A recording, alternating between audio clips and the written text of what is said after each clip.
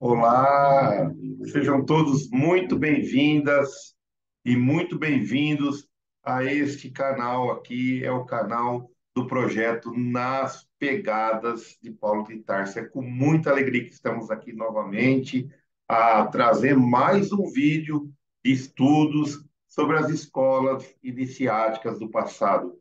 O projeto Nas Pegadas de Paulo de Tarso tem várias vertentes.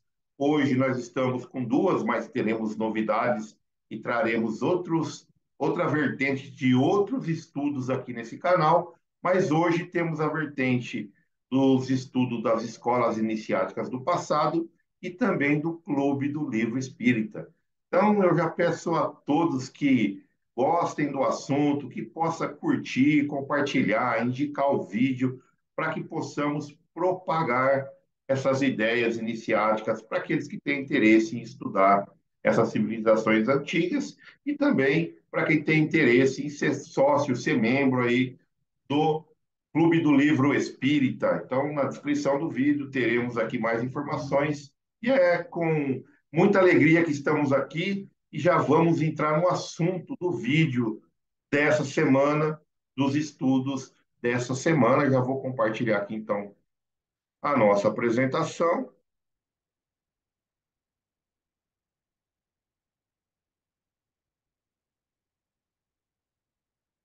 Muito bem. Então, é um projeto de estudos de escolas iniciáticas do passado. Estamos no ano de 2023, no módulo 2. No ano de 2022, fizemos o módulo 1, estudando o Antigo Egito, estudando os princípios de Hermes Trismegisto, e esse ano de 23 estamos estudando as tradições védicas, o hinduísmo, e vamos iniciar então esse estudo de hoje, lembrando sempre dos nossos objetivos, que são estudar os conceitos iniciáticos em grupo, trazer os conceitos iniciáticos à vivência prática e levar ações práticas para a sociedade em forma de trabalho através do nosso testemunho. Para quem não está muito habituado aqui, temos um grupo de estudo que nos reunimos aos domingos à tarde, quinzenalmente, e desses estudos é que é elaborada essa apresentação e esse vídeo para também disponibilizar aqueles que não podem estar ali com todos nós fazendo o estudo em grupo, pode estar acompanhando aqui nesse canal, nesses vídeos, o que foi discutido e estudar também nos momentos que é ou que tem mais disponibilidade de cada um. Muito bem. Aqui está a nossa agenda, né? Hoje nós vamos falar do canto 6, capítulo 6 do livro Bhagavad Gita. Mas antes de entrarmos no capítulo, sempre gostamos de trazer um pouco do misticismo do ambiente místico e sempre estamos lendo esse provérbio hindu para isso.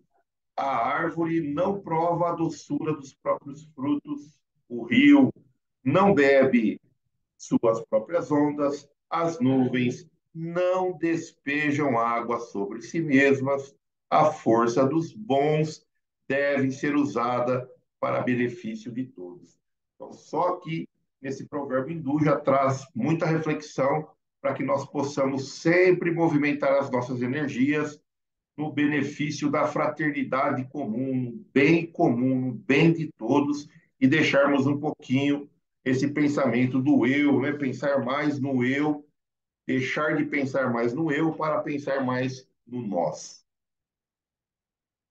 Então, já estamos aqui no canto 6, que é o yoga da meditação, e esse capítulo, esse canto, começa com Krishna dizendo: Diz o Senhor bendito, aquele que executa a ação a ser cumprida sem atentar para o fruto da ação é um renunciador e um yogi. Não o é, porém, aquele que está sem o fogo dos sacrifícios e é inativo. Então, vamos sempre lembrar sobre esse termo, esse conceito de não nos apegarmos aos frutos das nossas ações, renunciarmos a esses frutos. Se trazermos aqui para os nossos dias, dar, ou numa linguagem evangélica, numa linguagem do Novo Testamento, cristã, bíblica, o que sua mão direita faz, a sua mão esquerda não vai olhar, ou o que você dá à sua mão direita, a mão esquerda não vê, ou o que a mão esquerda dá, a direita não vê, tanto faz o sentido aí, direito ou esquerdo, mas que nós possamos nunca ficar fixo naquele fruto da nossa ação. E Krishna continua: esteja ciente, ó filho de Pando, lembrando que Pando era o rei, né, era o rei do pai dos Pandavas, dos cinco irmãos, e Arjuna é um príncipe, né, guerreiro, filho desse Pando, por isso que Krishna sempre fala esse epiteto, filho de Pando, de que o que eles acham de renúncia é o yoga, pois sem renúncia às motivações egoístas, das motivações egoístas, ninguém se torna yogi. Para a gente poder se tornar yogi, nós temos que renunciar ao quê? Aos nossos desejos, né? A ações, a movimentações, aos desejos egoístas, pensando só no eu. Disse que a ação é o meio para o sábio que deseja ascender ao yogi. Para aquele que já ascendeu ao cume do yogi, disse que é o meio a que é o meio é a quietude, o chama. Então aqui está falando que existe, né, Krishna alertando Arjuna que existem várias etapas. Alguns sábios ainda estão desejando, estão no processo para ascender a essa elevação do yoga, a esse pensamento do yoga, né? Karma Yoga, lembrando sempre desse termo, né? Karma Yoga. A gente está sempre aqui no aqui e agora, totalidade na ação, e não ficar preso, ser independente do fruto dessa ação. Então, quem já atingiu isso, ele vai ascender ao cume e vai, né, chegar à sua quietude, quer dizer, o seu equilíbrio, a sua mente não devaga mais, ele controla a mente. E é muito interessante que a gente vai ver nesse canto, nesse capítulo, falar sobre, muitas vezes, sobre a mente. No verso 5, Krishna diz: deve ele levar a si mesmo por si mesmo. Vou reforçar aqui, nós estamos grifando agora o que é maiúsculo, porque a apresentação ela é toda, né, esse formato é toda feita com a letra maiúscula, mas quando o livro nos traz o maiúsculo, eu estou grifando embaixo. Então, deve se elevar a si mesmo, por si mesmo, letra maiúscula, não deve deixar-se afundar, pois assim como ele mesmo é em verdade seu próprio amigo, assim também ele mesmo é o seu próprio inimigo. Vejam só esse verso 6, perdão, esse verso 5 do capítulo 6. Se nós pararmos para refletir só nesse verso, ficaremos aqui vários vídeos falando sobre ele, como que é interessante esses conceitos que às vezes a gente lê e passa batido, né? Quer dizer que o meu si mesmo, quer dizer que o meu superior, ele pode ser meu amigo, mas também ele pode ser o meu inimigo, dependendo de como que eu estou lidando com esse eu superior. Quanto que eu domino esse eu superior ou se eu ainda não cheguei a esse estado de eu superior. Então é bem interessante isso. O eu, ele pode ser amigo ou ele pode ser inimigo, dependendo como que ele está interagindo com a minha vontade, o meu desejo, o meu controle sobre os desejos, sobre a minha vontade e sobre a minha mente. No verso 6 do capítulo 6, é amigo desse próprio, o eu, daquele que subjugou si mesmo por si mesmo, letra maiúscula. Mas para aquele que não dominou a si mesmo, seu eu é como inimigo em plena inimizade. Então, o verso 6 vai complementando o verso 5, falando sobre o que nós estávamos comentando há pouco, que só vai ser amigo quando eu subjugo a minha vontade, o meu desejo, o meu pensamento, mas eu subjugo pelo esse si mesmo maiúsculo, que ele seria sobre essa energia superior que nos cerca, essa energia suprema que na tradição eles chamam de Brahman e nós podemos chamar de fluido cósmico universal. Então, quando eu subjugo eu mesmo, todos os meus sentidos, entendendo, utilizando dessa energia, desse fluido cósmico universal, desse Brahman, estando em ligação com ele, eu vou ser amigo, né? O meu eu é amigo. E quando eu não domino isso, o meu eu é um inimigo em plena inimizade, em plena guerra, em pleno conflito. O supremo si mesmo do yogi, tranquilo que dominou a si mesmo, permanece concentrado enquanto experimenta o calor, o frio, o prazer, a dor, bem como a honra e a desonra. Perdão. O que isso, que Krishna quer dizer com isso para todos nós, né? Nesse verso, nesse versículo 7, que nada que acontece ao meu exterior para aquele que já se dominou, que já é supremo de si mesmo, que já tem um autocontrole, nada do que acontece no meu exterior vai afetar o meu interior. Então, aqui ele coloca a dualidade, né? Ele coloca aqui a polaridade que estudamos nos princípios herméticos, e aqui na tradição, ele vai falar dos pares opostos, né? Na tradição védica, que fala muito, ou do Bhagavad Gita, fala muito dos pares opostos. E aqui o calor e o frio, ele é um par oposto. Por quê? Porque ele está na mesma graduação, só que ele tem polaridades diferentes, né? Se a gente pegar um termômetro para medir o calor e o frio, quer dizer, o termômetro ele pode dar 50 graus ou ele pode dar menos 10 graus, 50 graus está calor e menos 10 graus está frio. Então, ele é a polaridade, o par oposto da mesma coisa.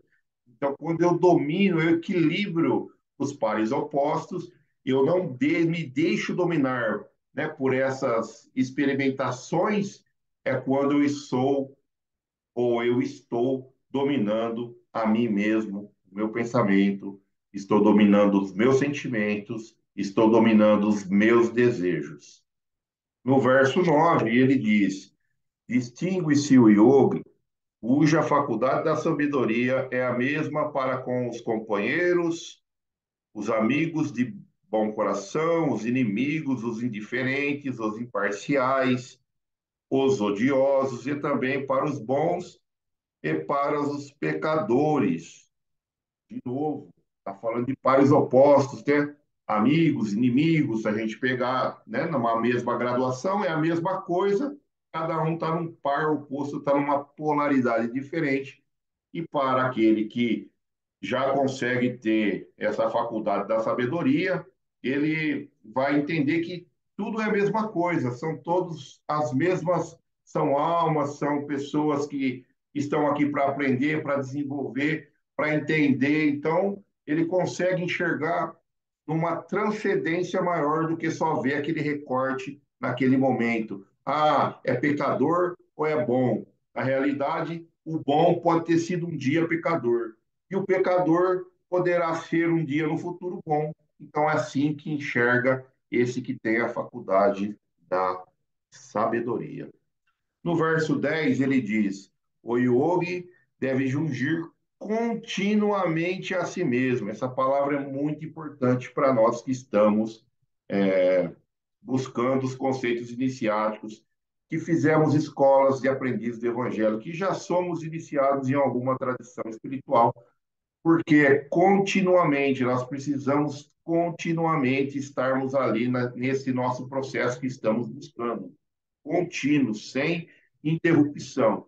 Então, o yogi deve jungir continuamente a si mesmo, estabelecido no isolamento, solitário, com a mente e o si mesmo controlados, livres da esperança e da cobiça.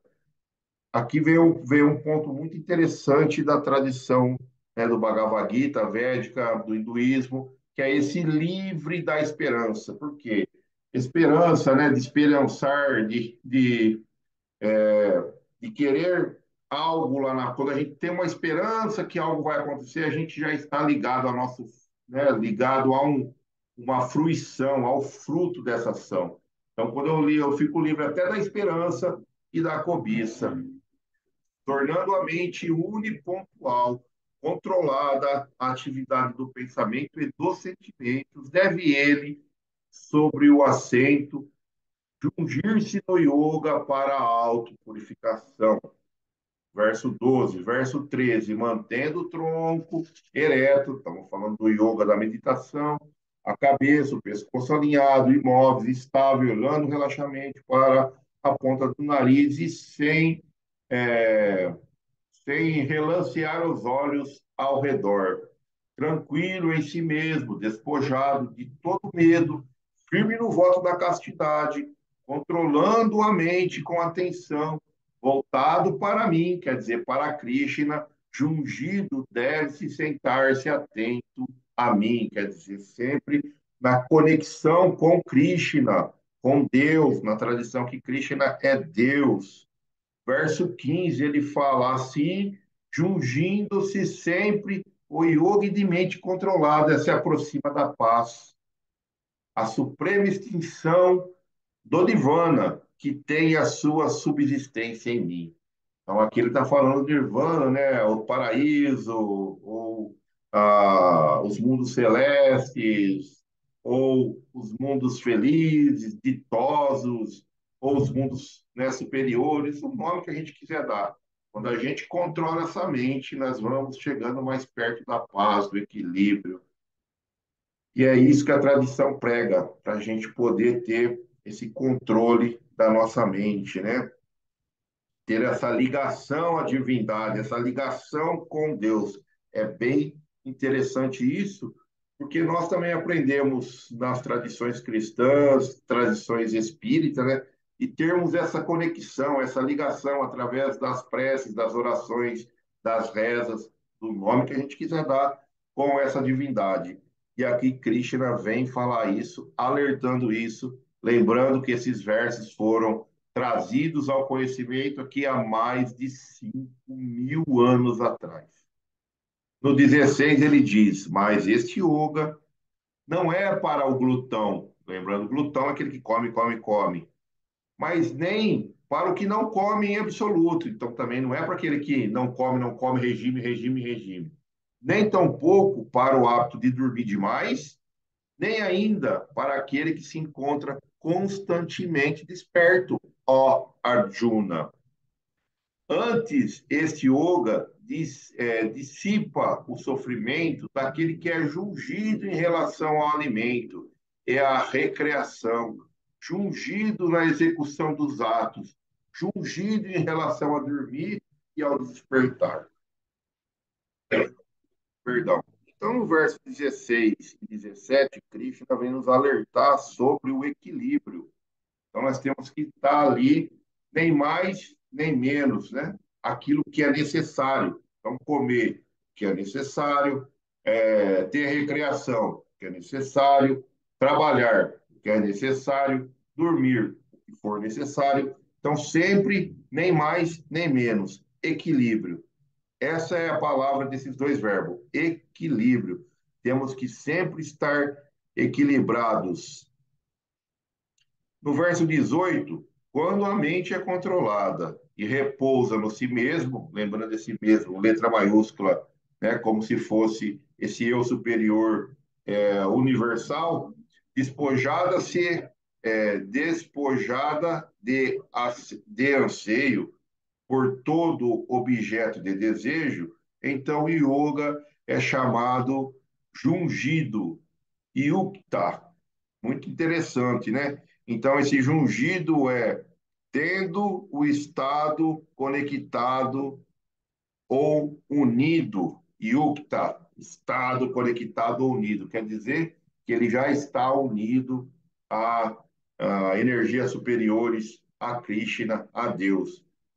Se a gente fosse fazer uma analogia, quando a gente atingir esse estado, né, superior, aonde eu controlo a minha mente, aonde eu não tenho mais nenhum anseio por nada, nenhum objeto, nenhum desejo, é que na tradição espírita, a gente pode dizer assim, eu já ascendi a espíritos puros, né? Ou aos espíritos felizes, mais elevados, espíritos superiores. E aí eu sou chamado daquele que tem um estado de conexão permanente.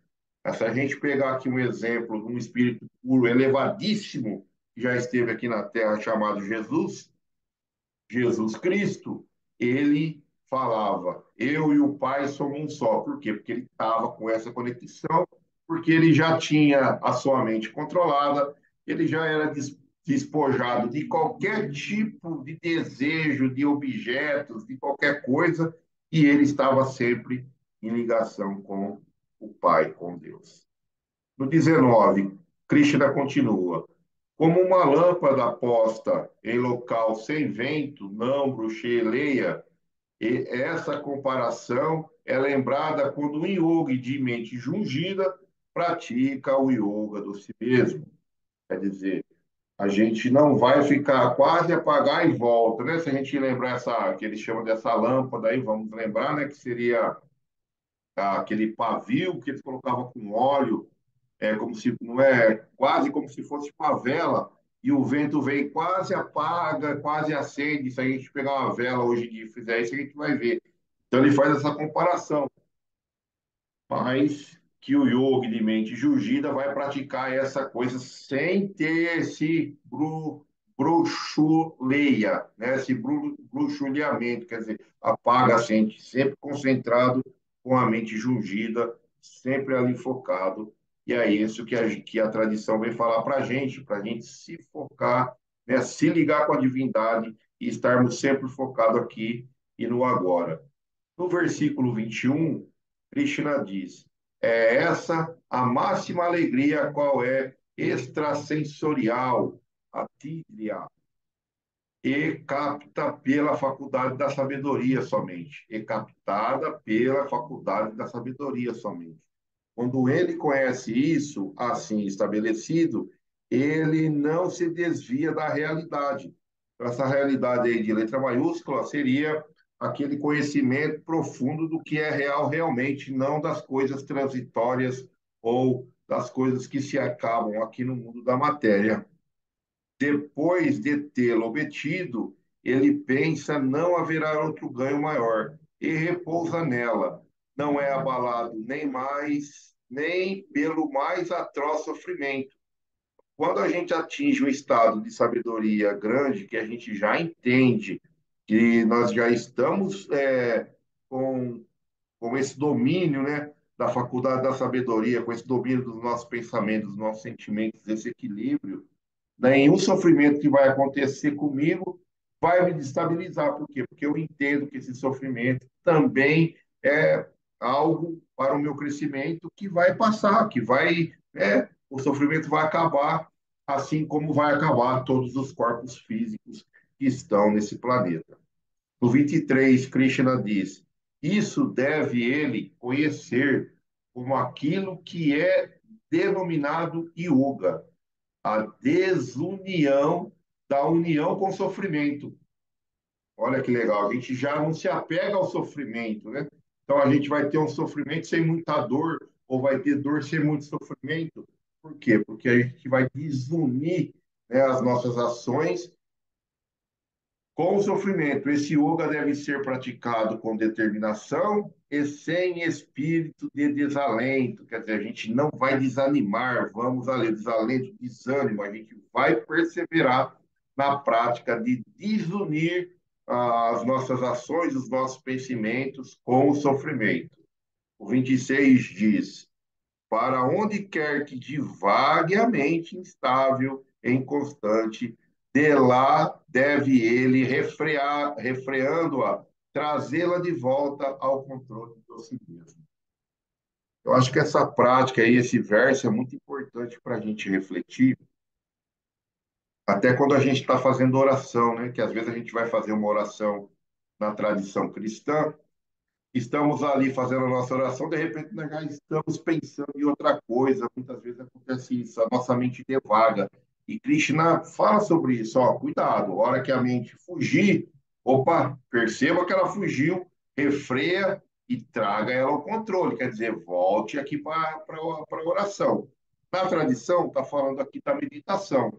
Então, quando eu estou meditando aqui, sem pensar em nada, eu começo a pensar alguma coisa, opa, parei, trago ela de volta para poder pensar em outras, né? Para poder entrar na meditação de novo. Não pensar em nada, focar na minha respiração, né? Focar na ponta do meu nariz, estar ali tentando trazer um equilíbrio energético para o meu espírito, para as minhas emoções e para o meu corpo físico. É muito legal essa recomendação de Krishna, que ele está dizendo, a sua mente vai fugir uma hora, mas o que você tem que fazer? Refreia e traga de volta. Que esse treino de refrear e trazer de volta, com constância, constantemente, vai levar a gente à prática do controle da nossa mente. No 29, aquela cujo eu é jungido por meio do yoga e que vê o mesmo Samadarsana em toda parte, contempla si mesmo em todos os seres e a todos os seres em si mesmo. Então, Krishna nos alerta que nós vamos, um momento da nossa transcendência, da nossa evolução, iremos entender e contemplar que tudo está em Deus, nesse si mesmo, nesse Brahman, nessa força, nessa energia superior, ou no fluido cósmico universal, e todos seres, e todos seres estão no fluido cósmico. Então, o fluido cósmico está em tudo, e tudo está no fluido cósmico. Quer dizer, nós estamos aqui imersos e nos relacionando com essas energias, que aqui é chamado desse si mesmo, ou do Senhor, do poderoso Brahman. Aquele que se encontra estabelecido na unidade e adora a mim, como aquele que repousa em todos os seres, esse yogi habita em mim, qualquer que seja a sua condução, a sua condição de existência. Então, aqui está falando muito dessa conexão, né, estabelecida com a unidade, tentar ser uno com essas energias superiores, com a divindade, com Deus, com Jesus, com o nome que a gente quiser dar, com essas, né, com essas energias transcendentais aqui para nós cristãos, espíritas, é nos ligarmos com Jesus. Então, é tentarmos nos tornarmos uno com Jesus. É muito legal esse pensamento também, que vem ao encontro do que se prega o cristianismo. No verso 32, Arjuna, perdão, Krishna traz para nós: aquele que por sua própria identidade vê o mesmo em toda parte, ó Arjuna, que se trata de alegria, quer de sofrimento, é considerado o yoga supremo. Então a gente não se estabiliza nem com alegria, nem com sofrimento. Não ficamos nem alegre na alegria e nem ficamos tristes no sofrimento. Nós entendemos que esses dois pares opostos, essas duas polaridades, né, elas fazem parte da mesma graduação, e o que eu tenho que fazer é buscar o equilíbrio, isso aí é o do pêndulo que a gente chama na tradição do Egito Antigo, e tentar esse equilíbrio desse pêndulo, né, dessa vibração que a gente vai trazendo de forma que nada nos estabiliza. A gente fica ali na equanimidade, essa é a palavra da tradição do Bhagavad Gita. Ser equânime quer dizer ter o equilíbrio, não deixar nem que algo alegre nos desestabiliza e nem que algo triste nos estabilize. E nós entendemos que ambas as situações são a mesma coisa, porque nos levará ao desenvolvimento do nosso próprio espírito. Mas Arjuna diz, ouvindo tudo isso depois, esse yoga proclamado por ti a ser alcançado por meio da igualdade, ó Matsudana, não vislumbra um estado firme pelo qual possa ser realizado, em razão da inconstância da mente. Então, olha só, Cristo falou todos esses versos anteriores para Arjuna, e Arjuna está falando, cara, isso que você está me ensinando é impossível fazer, eu não consigo ver como que eu vou conseguir fazer isso. Olha só a mente, como que ele é inconstante. Ele continua no verso 34. Inconstância com efeito é a mente, ó Krishna. É impetuosa, forte e obstinada. Penso que controlá-la é dificílimo, tão difícil quanto controlar o vento. Vai fazer uma analogia aqui do vento, né, que sopra, a gente não consegue muito ter controle com a mente. E aí ele fala, você está me falando que eu tenho que ter esse controle, mas como que eu vou fazer esse controle? É muito difícil. E ele vai, né, falar isso, Arjuna para Krishna, e Krishna vem dizendo, diz o Senhor bendito, sem dúvida, ó Arjuna de braços fortes, a mente é inconstante, é difícil de refrear, mas pode ser agarrada pela prática e pela impassividade, ó filho de Kunti. No 36, o yoga é difícil de obter para o eu insubmisso. Então, vou ler de novo. O yoga é difícil de obter para o eu insubmisso. Quando eu não me submeto, né? Quer dizer, eu não quero me submeter a àquela prática. Então, esse eu submisso vai ser muito difícil você virar um yogi ou você ter o controle da sua mente, o controle dos seus sentimentos, o controle dos seus pensamentos, o controle da sua ação. Esta é a minha convicção. Ele está falando, ó, se você é insubmisso, é muito difícil mesmo. Mas para o eu sob controle, é possível, com empenho, obtê-lo pelos meios adequados. Se eu me empenho, se eu me esforço, eu posso conseguir o controle. É isso que Deus, que Krishna, está falando para Arjuna. No verso 37, Arjuna reflete e diz: o indisciplinado cuja mente se desviou do processo do yoga, mas que é totalmente de fé, que caminho trilha ele, ó Krishna? Então aqui ele está indisciplinado na mente, mas ele tem fé. Qual é o caminho que ele está trilhando?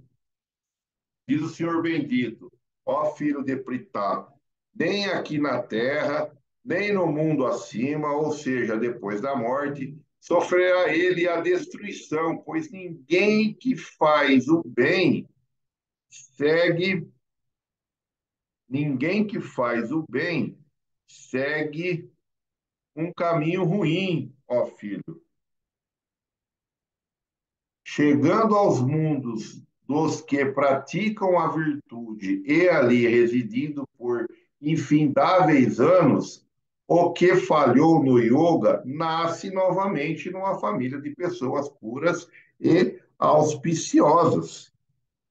Ó, Krishna falando da reencarnação. Então, aqueles que tentaram ali fazer a prática, tudo, com a fé, mas que não chegou, né, nas alturas, não chegou nesse domínio, ele vai ficar ali nascendo em famílias boas. E ele continua no 42. Ou então nasce numa família de yogi, sábio, muito embora muito embora um tal nascimento seja muito difícil de ocorrer nesse mundo. Ali alcança ele a união com a faculdade da sabedoria, amadurecendo em sua existência anterior e mais uma vez se empenha pela consumação do yoga, ó Kurunandana. Quer dizer, que Krishna está vindo ensinar para nós aqui, para todos nós? Que se nós não alcançarmos, né, a evolução espiritual necessária para podermos ascender a mundos, a planetas, a reinos dos céus superiores, ainda vamos voltar aqui auxiliados pelo nosso conhecimento das experiências da existência anterior e vamos nos empenhar nessa existência de agora para poder ascender e transcender as nossas dificuldades as nossas limitações para ascender a mundos superiores. No 44, ele diz: em virtude da sua prática na vida anterior, ele é levado adiante mesmo contra a vontade. Se tiver o mero desejo de conhecer o yoga, transcenderá o fundamento universal sonoro, o Sabat Brahman. Mas o yogi, empenhando-se em, com esforço purificado de culpa, aperfeiçoado no decorrer de muitos nascimentos, segue então o caminho supremo até o final. Então a gente vê aqui, ó, que a tradição fala que nós podemos ascender, né, numa reencarnação se conseguirmos dominar os nossos pensamentos, os nossos sentimentos, os nossos desejos, nos libertarmos do apego à matéria e transcendermos no bem comum, na fraternidade universal. Mas se nós não chegarmos nesse estágio, nós vamos nos aperfeiçoando no decorrer de muitos nascimentos, das reencarnações, trazendo aqui para os conceitos espíritas. O yogi é maior do que os ascetas, é considerado maior até que os gnósticos, e é maior que os que executam ações rituais. Ser, portanto, um yogi, Arjuna, Krishna falando, segue essas práticas, né? Do Karma Yoga, totalidade de nação, não ficar preso aos frutos, viver o aqui e agora, fazer o seu dharma, o melhor que você pode fazer agora, no hoje, e não ficar preso à fruição das suas ações, aos frutos das suas ações. Seja um yogi. E no último verso do canto 6 ou do capítulo 6, dentre todos os yogis, aquele que me adora com fé e cuja eu íntimo encontra-se absorto em mim, é dito como mais ungido a mim. Isso significa que Krishna falando que além da gente fazer toda essa prática, nós precisamos fazer assim, adorar, né, a Deus, ou a ligação, a conexão com Deus, que é o Bhakti Yoga, a devoção a Deus, né, essa ligação, essa conexão com Deus. Muito interessante. Trazemos aqui agora alguns pontos, né, que fomos retirando dos ensinamentos de Krishna para nos ajudar na nossa ascensão. Então, precisamos ter o controle da mente, o controle dos nossos desejos, ver a divindade em tudo e em todos, em todas as partes e em todas as criaturas, e exercitarmos em nós essa conexão transcendental com a divindade, né? Com Krishna, com Deus, com Buda, com Jesus, com o nome que a gente quiser dar, não importa, mas é com esse ser ou com essa energia superior. Alguns termos aqui retirado do capítulo 6 ou do canto 6, Yukta é tendo estado conectado ou unido, o Samadarsana é ver a divindade em todas as coisas, em todos os seres, e o Brahman é corpo sonoro do absoluto, ou o monossílabo sagrado, a um. Esse a um aí é muito considerado pelo é, pela prática aqui da meditação, dos mantras, né, da conexão com a divindade pela tradição védica, tradição hinduísta. Sempre gostamos de trazer uma reflexão, fazendo um cruzamento, né, com aquela perspectiva que nós aprendemos na Bíblia, né, dos Hebreus, do Velho Testamento, dos pensamentos cristãos e dos pensamentos espíritas agora, cristãos espíritas, nessa vértebra, né, hebraica, cristã e espírita. Então, lá nos Salmos, no capítulo 53, no verso 2, do céu olha a Deus para os filhos dos homens, para ver se há quem entenda, se há quem busque a Deus, quer dizer, buscar essa conexão, né?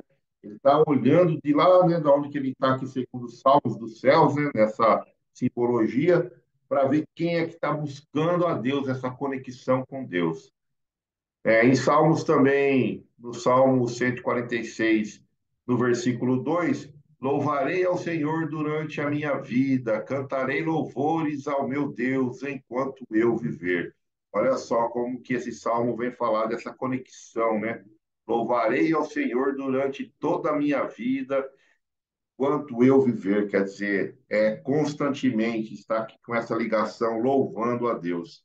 Já os Salmos falava isso para os hebreus há milhares de anos atrás também, essa conexão com a divindade, como que é importante.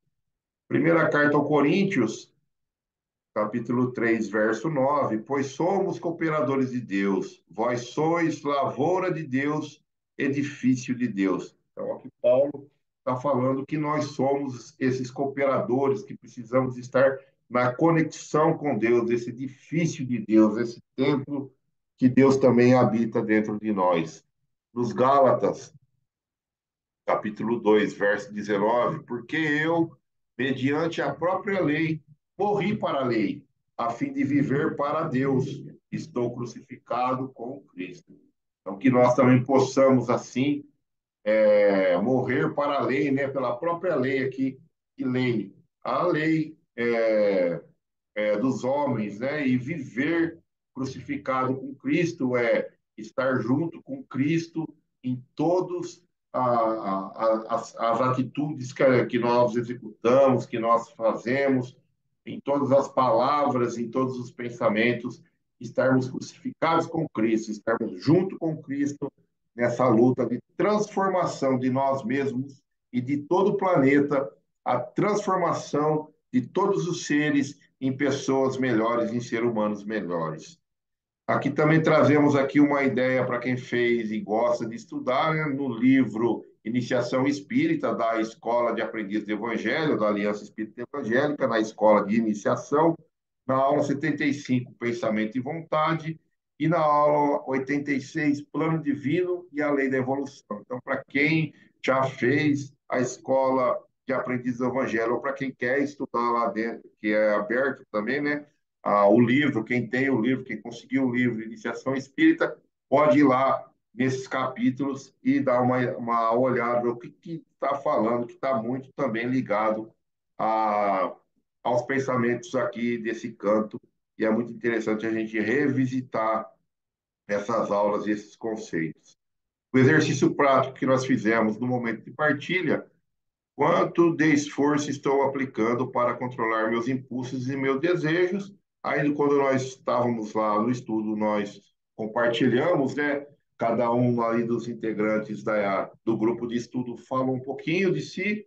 Não vem ao caso a gente falar aqui como sempre, mas é bom a gente trazer esse exercício prático para quem está acompanhando aí de casa, onde quer que esteja, pelo YouTube, pelo canal aqui do Projeto das Pegadas de Paulo de Tarso, possa também fazer um exercício junto, né, prático de reflexão, junto com o estudo. Então, nosso próximo encontro, nosso próximo vídeo, nosso próximo estudo vai ser o canto 7, o Yoga da Sabedoria e do Conhecimento, o exercício prático para que nós possamos refletir e pensando, trazendo para o nosso dia a dia, sempre, nas nossas ações, junto com o estudo, é o quanto reconheço a divindade em mim. Quando eu estou lá, quando eu reconheço a divindade em mim, eu sempre vou pensando, refletindo sobre isso enquanto eu estou estudando, enquanto eu estou experimentando e me relacionando com aqueles que estão à nossa volta. Agradeço a todos, é isso, até o próximo vídeo. Muito obrigado aí pela paciência de todos, por todos estarem aqui. Um beijo a todos, que Jesus sempre possa abençoar os nossos esforços e que todos nós possamos ficar na paz do Senhor bendito. Muito obrigado, gente. Até o próximo vídeo. Tchau, tchau.